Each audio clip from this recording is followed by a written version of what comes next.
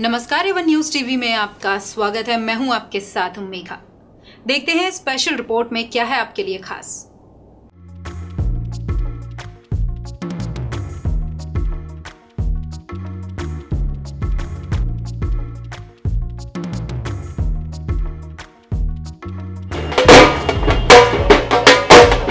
4 दिसंबर को तय हो जाएगा कि दिल्ली में एमसीडी में कौन अपनी सत्ता को कायम कर पाता है, बीजेपी, आप या फिर कांग्रेस।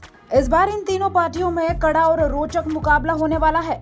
जिस तरह से निगम पार्षद अपने एरिया में जाके डोर टू डोर कैंपेन कर रहे हैं, उसी तरह से जनता भी अपने नेता को समर्थन देने के लिए अपने घरों से बाहर निकल कर आ रही है। पश्चिमी जनकपुरी वार्ड नंबर 106 में बीजेपी प्रत्याशी उर्मिला नरेंद्र चावला ने उत्तम नगर में अपने नए कार्यालय का उद्घाटन किया। कार्यालय के उद्घाटन का उद्देश्य था कि ज्यादा से ज्यादा लोग अपने क्षेत्र के नेता से जुड़ सके, उन्हें पता हो कि उन्हें अपनी शिकायत लेके, अपनी सुविधाओं को लेकर, अपने सुझाव लेकर किस जगह जाना है। इस कार्यालय का उद्घाटन किया क्षेत्रीय सांसद प्रवेश साहिब सिंह वर्मा ने। आपको जानकर हैरानी होगी, इस दौरान बड़ी संख्या में जनता का समर्थन बीजेपी के साथ नजर आया। आम आदमी पार्टी के हीरालाल जाटव अपने 100 कार्यकर्ताओं के साथ आज इस कार्यक्रम में बीजेपी में शामिल हो गए। ये इस बात की तस्दीक करता है कि बीजेपी अपने एरिया में किस तरह का प्रदर्शन कर रही है।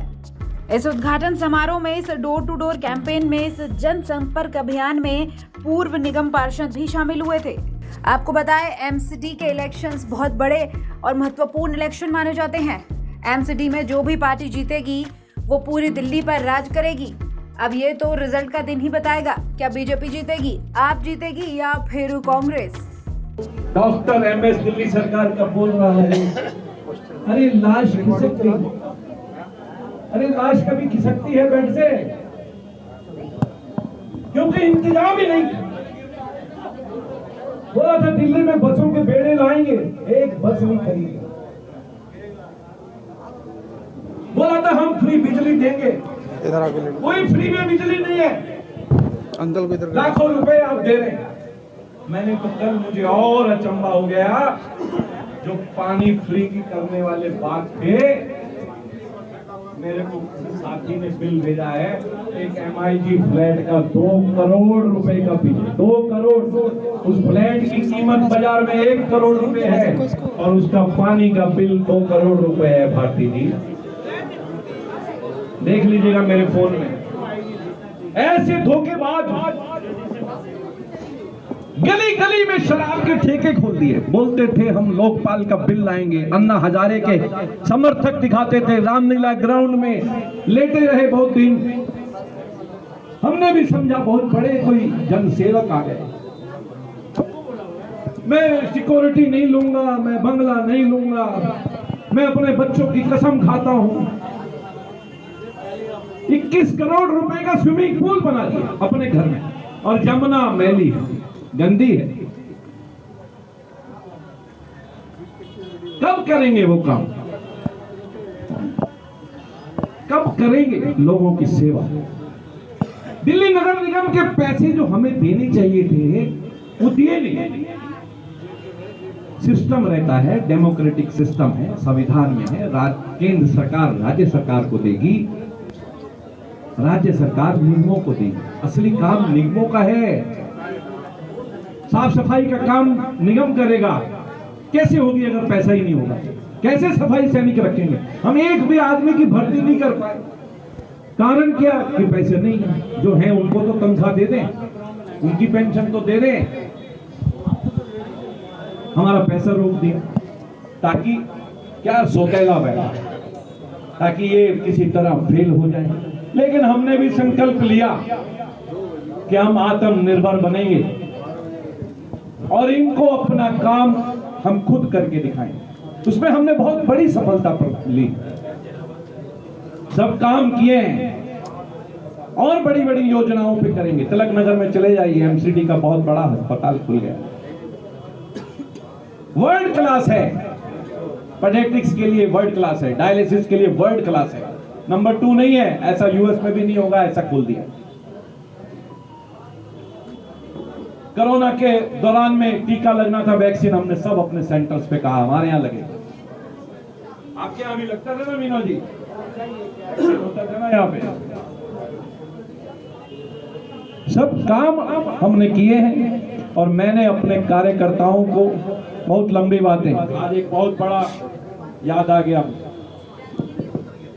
वीडियो वायरल हो गया।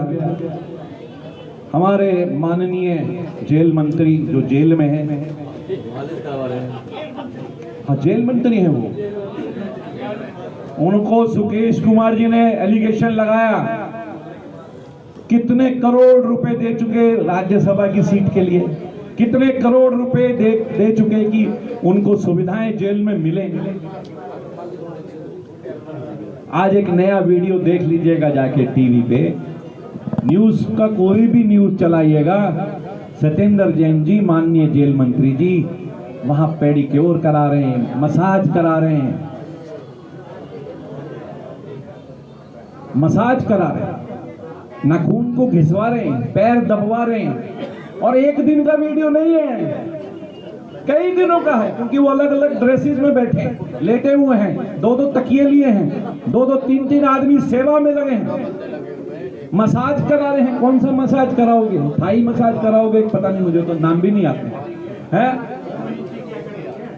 होम मिनिस्टर ने तो अभी सस्पेंड कर दिया वो जेल, वो जो अधिकारी है, लेकिन वो मंत्री जेल के ही हैं भाई, दिल्ली सरकार के तहत आता है ये। लोगों को डाउट था कि शायद ये केंद्र सरकार इसे देखती है, केंद्र सरकार नहीं देखती है, राज्य सरकार का मैटर होता है।